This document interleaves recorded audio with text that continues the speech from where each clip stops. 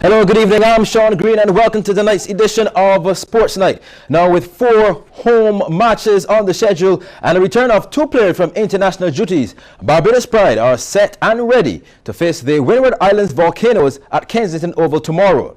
Third in the regional 4-day table on 68 points, the Pride named its 13-man squad for the 7th round with the inclusion of Shea Hope and Ashley Nurse from the West Indies one-day team. Now skipper Kevin Stout told Cbc Sports that his troops can get the job done.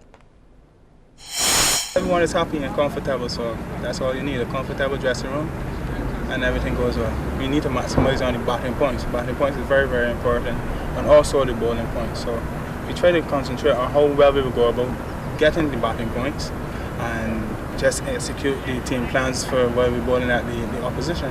The Barbados is full of talented cricketers, and it doesn't matter who comes in at what time. I ensure that whoever has been selected to do a job will do the job as good as possible. Meanwhile, Ashley Nurse believes taking 20 wickets in every match is key. A team that the mirrors, the batsmen usually come hard at us, so being consistent and keeping it tight. Of course, they make the mistakes more often than not. If you go there to take 10 wickets, I mean, obviously they have their stalwarts in Devon Smith and Andrea Fletcher and those kind of guys. So it's not a case where we target one player. We try to get all 10 wickets and try to get them out as fast as possible for the lowest scores possible. Well, the Barbados Pride squad reads Kevin Stout, he's the captain, Anthony Allen, Shamar Brooks, Jonathan Carter, Ralston Chase, Miguel Cummins, Shane Dorwich, Justin Graves, Shea Hope, Ashley Nurse, Omar Phillips, Kimar Roach and Jomel Warwican. Now play is set for a 10 a.m. start with live coverage on radio station 94.7 FM. In more cricket news, further afield, a fighting unbeaten century of 117 from captain Stephen Smith and a breakthrough innings of 82 not out from Glenn Maxwell have led Australia to a strong position of 299 for 4 after the first day of the 3rd test against India at Ranchi today. Now Smith's 19th test turn came after one of the most difficult weeks for his career, in which Indian captain Virat Kohli brought his integrity into question as his team attempted to recover from its crushing loss in the 2nd test. Now the Aussie skipper, he is not out on 117, remember that, and here are some of the highlights of the day's play.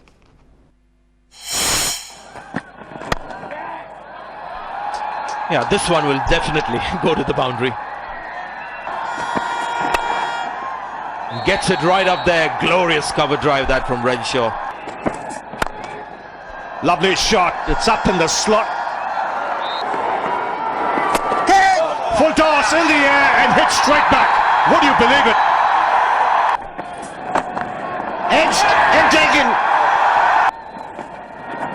That's in the air. 2 sounds. We saw that. Good shot this. Using the pace of the bowler, 4 runs. Strays onto the leg stump. And moves on to 50, Steve Smith.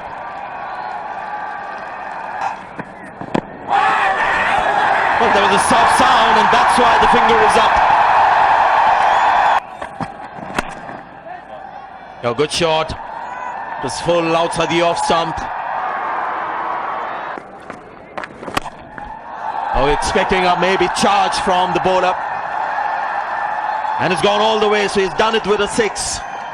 First 50 for Glenn Maxwell. There he goes. Gets to a wonderful 100. His 19th in Test match cricket. 6th 100 against India. 11th Test captain and 2nd this series. Well played. And played away solidly off the back foot. Ishan Sharma finishes over. In Australia finish on 299 for exactly 90 overs, just over 6 minutes from the scheduled close of play. Maxwell not out 82, well played to him. And the captain once again with the runs, 170 not out.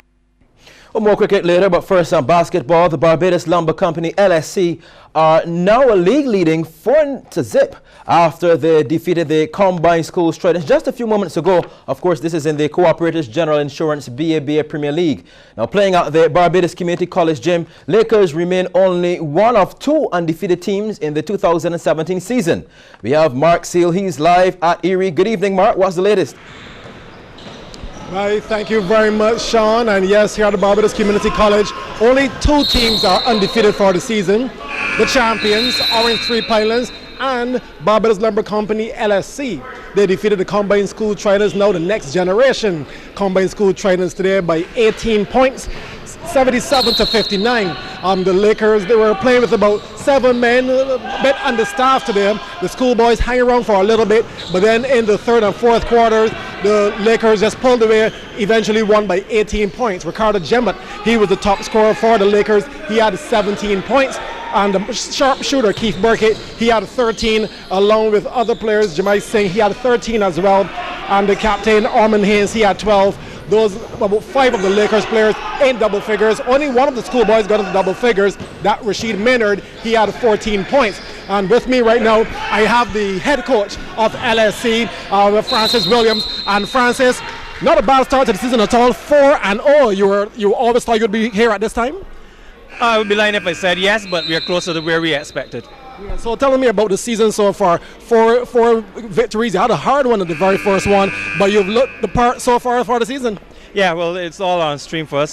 Station Hill, we didn't expect to have such a tight game at first game out the blocks, but the guys held together through that game, and to be honest, the schedule has been very favourable, so it's allowing us to pick up our pace and go at a steady pace throughout the season. You're playing against the Tridents today. They hang around for a little bit, but you were a little bit understaffed. That too, but Tridents is always a difficult game. You always kind of tend to play down to that type of competition. Factored with a 6 o'clock start at community college, guys are getting here late, so you're out of rhythm. So it will always be a tight game playing combined schools. Okay then, so just one more thing from you. How you think about the rest of the season? We're good. As I said, we're right on pace for where we expect it to be.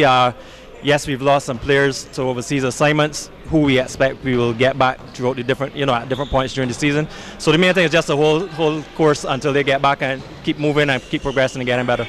That's Francis Williams, the head coach of LSC. 4-0, off to a perfect start for 2017. Back to you, Sean. Okay, thank you, Mark. Of course, we'll be joining Mark a bit later on. But hey, still to come, Spooners Hill Firebirds red hot in the BNA knockouts.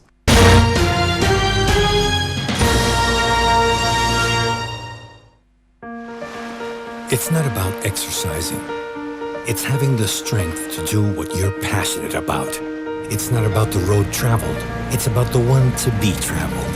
An important thing in life is finding the perfect balance between body and soul.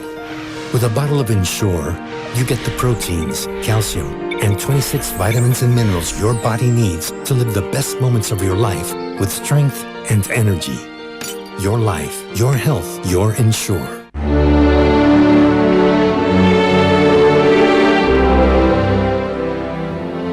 The United Nations has introduced rules to protect persons with disabilities. Well, this came out of a history of medical experimentation on persons with disabilities on the basis, and when I say medical experimentation, that is a polite way of saying some barbaric statistics tests that were done on persons with disabilities. And the assumption is that a person with disability could not say no to these kinds of procedures, or that they should be grateful that you're willing to kind of do this sort of work on their behalf.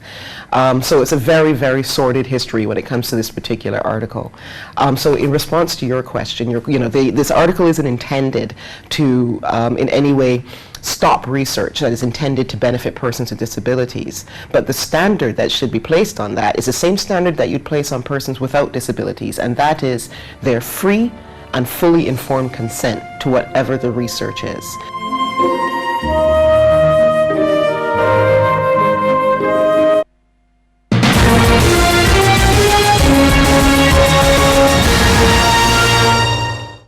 Okay, time to head on to the netball courts and structural system. Silver Raiders were no match for the Spooners Hill Firebirds in the latest match of the Barbados Netball Association's knockout competition.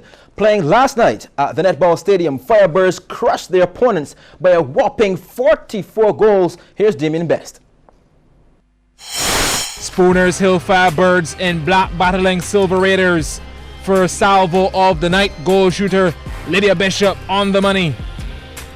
Firebirds in sync and moving nicely. Silver Raiders looking clueless. Bishop, well, she led the way, scoring 54 of her 68 attempts. Points few and far between for the girls in green. Goal shooter Nicole Lane making 11 of 14. up 10-4 in the first half here. Firebirds were executing from all angles. Goal attack. Quintia Rudder made 8 of 10 in the contest. Fast forward to the second half. Silver Raiders on the move. Penalty pass or shoot is the call, and Lane rattles it in. Consistency was an issue, but on the odd occasion the Raiders showed they have some potential connecting the dots. Lane all alone this time around, but the Firebirds played solid defense while Bishop was punishing at the opposite end. Every possession was a battle royale. The goalkeeper snatching this one out the air, then like clockwork up the court in a hurry. Bishop, perfect position, handles the business. Down the stretch, the Raiders, well, they just ran out of gas. Chiara Chase with 10 of 14 had a decent game, but it was all about the Firebirds crushing their opponents 66-22. Damien Best, CBC Sports. Well, thanks, Damien. Well, Henry Nichols scored a counter-attacking maiden century before the middle order collapsed as New Zealand were bowled out for 268 after tea. Now, this is on the first day of the second test against South Africa. They're playing at the Basin Reserve. Nichols scored 118 and combined for a 116-run partnership with BJ Watling. He made 34 after New Zealand had been reduced to 21 for 3 in the 11th over and 73 for 4 at lunch. Now, JP Duminy, he finished with 4 for 47 with South Africa needing to bat for about 30 minutes before the end of the day. They finished on 24 for 2. Here's a look at that innings of Nichols. Oh, good shot. Really good punching shot from Nichols. Might make it, will make it. Glorious. Punch through the covers. Might just get there. It does. Bit of width. And he's attacking, he's being aggressive. But all in all, job done so far. As is that, as far as the sweep shot is concerned. Wonderful timing.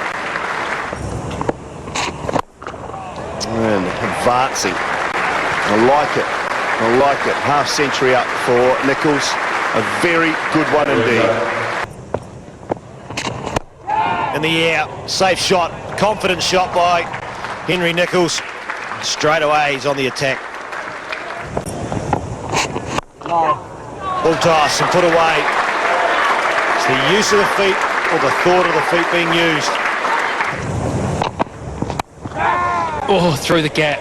Through the gap. It should go for 4, will it? Oh, the heart would have been in the mouth a bit there, though. Absolutely, it would have. Hooks. He hooks it in the air. And up goes the bat. And up goes 3 figures for the first time in Test cricket for Henry Nichols. One of the hard workers, and that hard work is now paid off in 3 figures. And it got even better for them. Day 2 is already on the way, and South Africa were moments ago struggling on 104 for 6.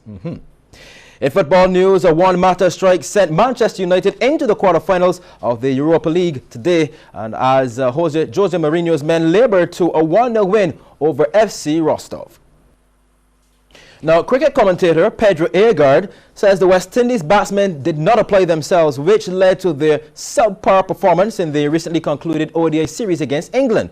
Agard believes that the Windies batsmen should have taken examples from the English batsmen who adapted to the conditions quickly. ODI cricket is now played with 2 new balls. If you're a top-order batsman, there's nowhere to hide. So you have to bring your test and 4-day skills to ODI cricket these days if you're going to survive. Those days of bashing the ball around the ground, some players do it, but they don't do it successfully. England brought in Hales for that ODI. He scored 100. And if you remember, Hales started to try to go hard the ball as well, and it didn't work. At one stage, Root came out and was outscoring Hales because Hales could not get rid of the ball trying to play those big booming shots. And he realized that you just couldn't do it. And Hales sat in, waited, and then he accelerated those middle overs and went on to score 100. And I think for us, it's about our batsmen awareness of situation. And I always say to batsmen, you always think you're in. You play a bad shot, get out. Then you sit down and watch another 30, 35 hours bowl, and you say to yourself, what if? Why not bat another 10 hours? Why not bat another 15 hours and give yourself a real chance? And I think that's what's been happening. Our batsmen have not batted deep. They've not batted low enough.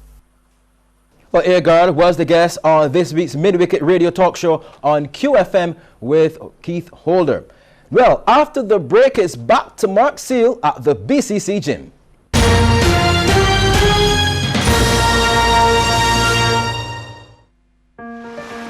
It's not about exercising. It's having the strength to do what you're passionate about. It's not about the road traveled. It's about the one to be traveled. An important thing in life is finding the perfect balance between body and soul. With a bottle of Ensure, you get the proteins, calcium, and 26 vitamins and minerals your body needs to live the best moments of your life with strength and energy. Your life, your health, your Ensure.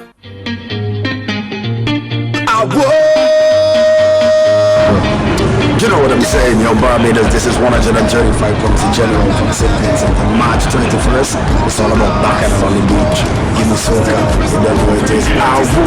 Watch thing, make me jump and sing. Barbados, get ready, give me soca, Bacchanal on the beach. Boom. Boom blast. As I bust it over, it's a movie. Plenty sexy girl looking groovy. It's like so much of them on Tuesday. My God, the girl them unruly. As I reach the bar and it's Susie, then she introduced me to Rudy. She show me something to control me. If I say what I see, they might sue me. Hey, hey. Aye, aye, aye, aye, aye. One look and not chanting one thing until it's done. Aye, aye, aye, aye. Hello friends, this is Jeff Shepard inviting you to join us every Thursday from 6 to 7 on QFM for Nicholas Bacon Inc. Manor. Always fresh.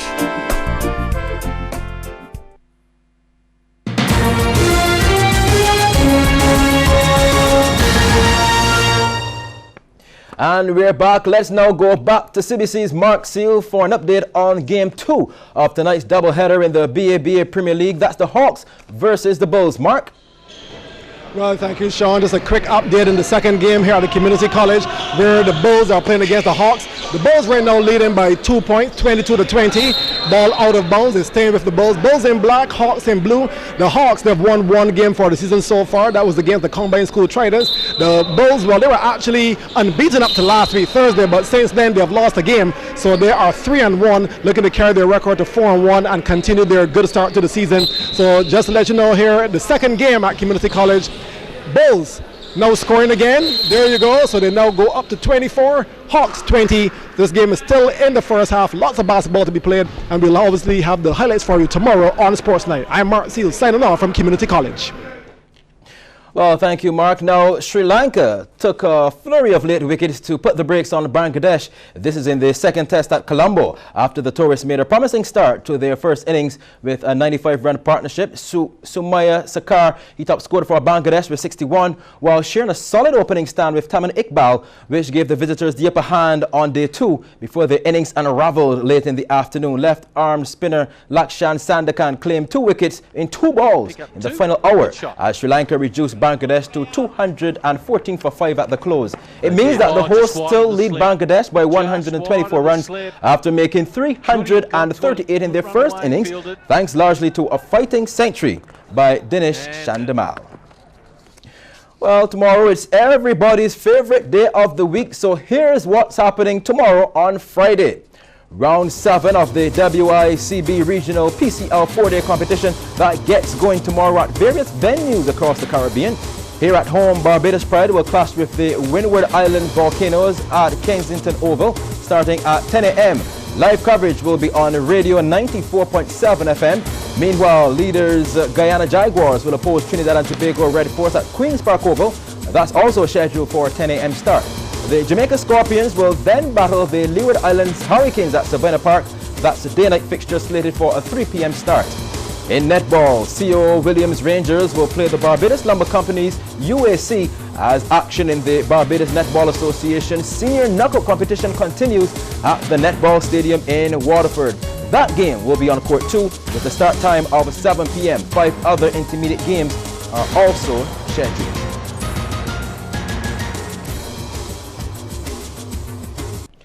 And on this story, before we go, former BCA match referee Carleon Broom was laid to rest this afternoon at the St. Leonard's Anglican Church. CBC Sports was there. Many Barbadians from all walks of life turned out at the St. Leonard's Church to pay their last respects to Carleon Sinclair Broom, who also worked in St. Lucia and wore many hats during his 75 years of life, including serving in the British military, the Barbados Defence Force, being a match referee with the Barbados Cricket Association, and most recently serving as one of the co-founders of the ongoing G4S Masters Cricket Tournament. Several cricketers, ex-cricketers, members of G4S, the Barbados Cricket Association, and the Windward Cricket Club, of which he was a member, were all present to say their farewells. Many paid tributes through song, including the legendary Richard Dick Stout. It's hard to understand, but I guess I'll have to try. BTA representative Cedric Lynch.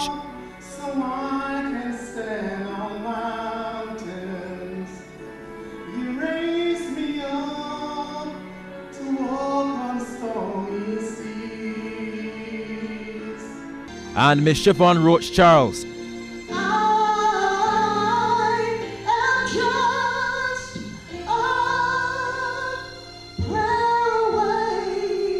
Family friend Robert Jordan says Mr. Broom loved his family. Carl was a family man and he loved his family.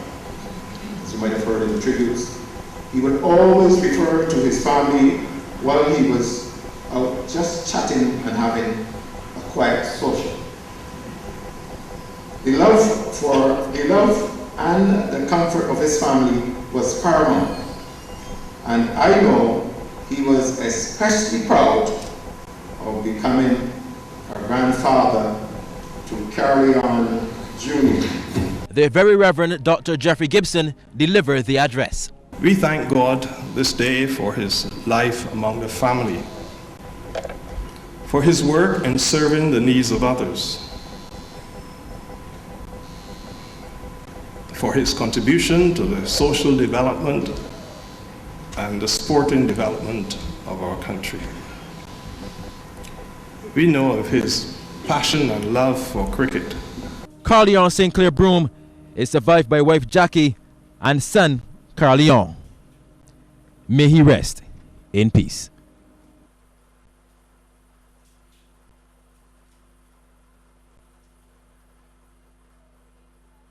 Well, that's it for tonight's show. I'm Sean Green. Join us again tomorrow night.